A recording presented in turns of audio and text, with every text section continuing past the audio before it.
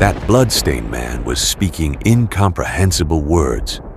Haj Awad told me that this man's condition was similar to his son's, and he asked me to drive the jinn out of the man's body. In return, I would receive even more money. I had no other choice. I relied on some information I had read in books about magic, and I took out from my bag a whip made of wolf skin.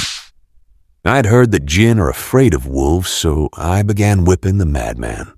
My situation was very bad. The man was bleeding even more, and there were no strange signs appearing on him. I remembered an incantation I had read in a book called Shams al-Ma'arif. This incantation was supposed to expel jinn from a human body. As soon as I recited it, the man spoke in a terrifying voice, saying, "I will not leave you, son of Adam. I will not leave you, son of Adam." Then thick black smoke came out of the madman's mouth. The sight was horrifying, and everyone began running in fear. As for me, I stood frozen in place, not knowing what to do. The black smoke moved toward me and passed through me, and I immediately fell to the ground. After that, I regained consciousness and found myself in a hospital. I stayed there until I recovered and then returned home. After what happened to me on that journey, I decided to stop what I had been doing entirely. I gathered all my belongings and my books of magic and placed them in one of the old rooms. After several days, while I was sleeping at night, I heard the sound of a black cat screaming in front of my house. I tried to chase it away, but it looked at me with eyes full of hatred, as if I had hurt it badly. The next day, I went to the store to buy some things. I saw the same cat in front of me, but this time it attacked me and scratched my face, causing me to fall to the ground screaming in pain.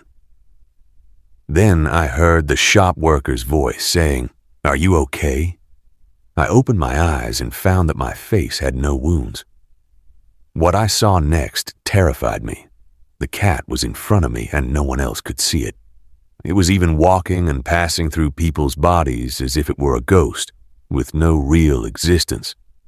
I decided to travel to calm my nerves. On the first night at the hotel, I woke up and found a huge creature wearing a black cloak and holding a large sword standing over my head. Suddenly, the terrifying creature raised the sword, and I thought it was going to kill me. But it only pointed the sword toward my head and stopped. I screamed at the top of my lungs, and some hotel workers rushed into my room. Just like what happened with the black cat, I was the only one who could see the creature.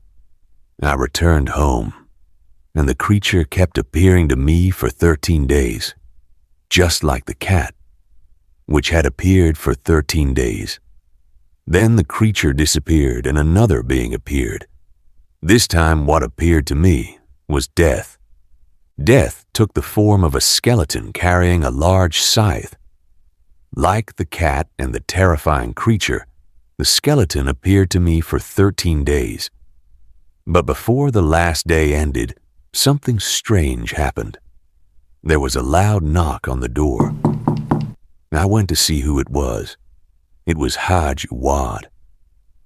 He told me that the men who had been with us on our journey had died, and that he felt the jinn that had been inside the body of that madman, whose name was Hafez, was trying to take revenge on us. Haj Awad suggested that we go to Hafez to see what we could do. Suddenly, Haj Awad began to scream. He could see the skeleton behind me. He fell to the ground, and the skeleton turned into black smoke and entered Haj Awad's skull. Haj Awad regained consciousness, and we went to the man named Hafez to see what we could do. While we were on the way, blood suddenly began to flow from Haj Awad's eyes, nose, and ears, and he died shortly afterward. Haj Awad had asked me that if he died during that journey, I should return his body to his children in his village. I went to his village to fulfill his wish, but there I was shocked. His children told me that their father, Haj Awad, had died a month earlier. I had no choice but to go to Hafez's house, hoping to find a clear answer. Hafez welcomed me warmly since I was the one who had expelled the jinn from his body. He told me that he worked in breaking spells and getting rid of harmful jinn. While Hafez was trying to remove a jinn from the body of a little girl, the jinn left the girl and settled in Hafez's body. This jinn was of the type known as the Red Ifrit, very powerful and impossible to destroy.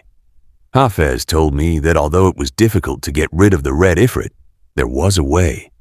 He continued saying, "At the end of the lunar year, the leader of the jinn, whose name is Azazel, holds a grand feast. The terrifying Ifrit will attend this feast.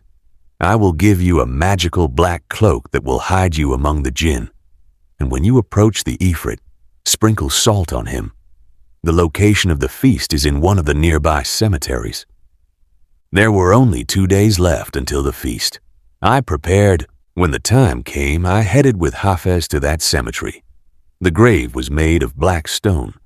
We began breaking some of the stones to allow me to enter. I noticed a skull-shaped tattoo above Hafez's shoulder. I managed to enter the grave. In front of me, I saw a frightening and dark passage. I walked through it until I reached the end.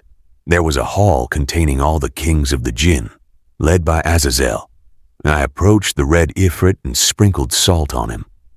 Suddenly, all the kings of the jinn gathered and surrounded me. I had no idea what was happening. The cloak was supposed to prevent the jinn from seeing me. I discovered that Hafez was a servant and follower of the jinn. He was the one who had brought me here because the Red Ifrit had ordered him to bring a yearly sacrifice to Azazel. It seemed that I was going to become the meal the kings of the jinn would eat. I pulled out the whip made of wolf skin. The jinn were frightened of me and stepped back slightly. I seized the opportunity and ran out of the grave.